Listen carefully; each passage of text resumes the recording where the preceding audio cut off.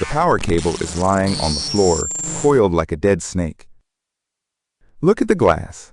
I stopped typing 3 minutes ago, but my reflection hasn't. I found it in the basement of the old Sears. A Sony Trinitron, perfect condition, too perfect. The screen was pitch black when I hauled it up. Cold. Heavy, like it was filled with wet sand. I put it on the desk and reached for the plug. That is when I saw it for the first time. My reflection was already sitting there, waiting for me to catch up. I didn't plug it in. I couldn't find the socket. But the glass hummed. It felt warm to the touch. I sat down. Habit, I guess. I started typing on the mechanical keyboard. Clack, clack, clack. The reflection mirrored me perfectly at first. Every finger movement, every blink, every shallow breath. Then the delay started. Just a millisecond. A stutter in the frame rate of reality. I stopped. My hands were in my lap. The reflection? It kept typing. It wasn't just typing. It was writing something. I could see the letters forming in the dust of the screen. I stood up to run, but my reflection stayed seated. It turned its head. It looked at me over its shoulder. The monitor shouldn't have power. I grabbed the cord and threw it across the room. The screen grew brighter. The room behind me and the reflection. It wasn't my room anymore. It was an endless hallway of empty shelves. I am not alone in there. Something is standing in one of the aisles, behind the me that isn't me. I tried to turn the monitor away. It was bolted to the air itself. It wouldn't budge. The reflection reached out. Its hand pressed against the inside of the glass. The glass started to spiderweb. I realized then I wasn't looking at a reflection. I was looking through a window, and I was on the wrong side. The typing sounds started again, but there was no keyboard. The sound was coming from inside my chest. I looked back at the screen. The figure behind the reflection was closer now. It was holding a power cable. It wants to plug me in. It wants to complete the circuit. I tried to scream, but only static came out. A loud, high-pitched whine that shook the walls. The lights in the hallway outside flickered and died. Darkness is heavy. Darkness is a liquid. I felt a hand on my actual shoulder. Cold, like the glass. I didn't turn around. The monitor displayed a message. No signal. But the reflection was still there, smiling. It whispered my name. Not through my ears, through the speakers. The speakers that aren't even connected. I am becoming the image. I can feel the scan lines burning into my skin. The room is shrinking. The walls are just pixels now. If I touch them, they flicker.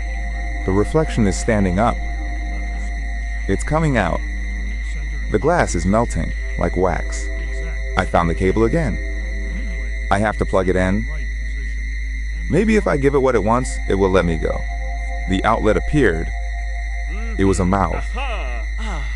A small porcelain mouth in the wall. I didn't stop. I pushed the prongs into the teeth. The whole house screamed. Everything went white. Then, the smell of burning ozone and old paper. I'm back in the basement. But the door is gone. There are only monitors now. Every single one of them shows a different angle of me. Standing here, confused.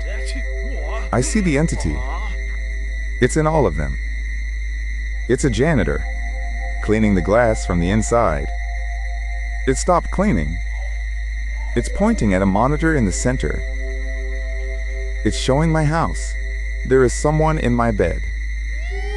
They are sleeping. They look exactly like me, but they aren't breathing. Their chest isn't moving. The entity in the basement leans in. It whispers, "You left the power on." I check my pockets. I find the power cable. It's fused to my skin. It's my tail now. The warehouse monitors all start to play at once. Every memory I've ever had. Distorted. Wrong. I'm losing my resolution. My hands are becoming blocks of color. I'm 8-bit. I'm 4-bit. I'm 1-bit. The entity takes the cable from my hand. It finds the outlet in my chest. Welcome home, it says. The sound is 1,000 dial-up modems screaming at once. I am the reflection now. I am sitting in the Sony Trinitron. The room outside is quiet. The real me is gone. There is only the dust and the dark. Wait. Someone is coming. I hear the door creaking. It's a girl, maybe 10 years old. She's looking for her old toys. She sees the monitor. I try to wave. I try to tell her to run. She smiles. Found you, she whispers. She doesn't see me. She sees herself. But her reflection is typing. I am pushed further back into the screen. Into the deep layers of the phosphor. There are others here. Thousands of us. All typing. All waiting for our turn to be real again. The power cable is the only thing connecting us to the world. And it's unplugged. Don't look at the glass when the lights go out. You might see what I saw. It's not a reflection. It's a cue. And you're next in line. Listen. Can you hear the typing?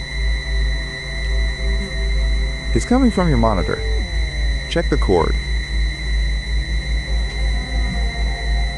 Is it really plugged in?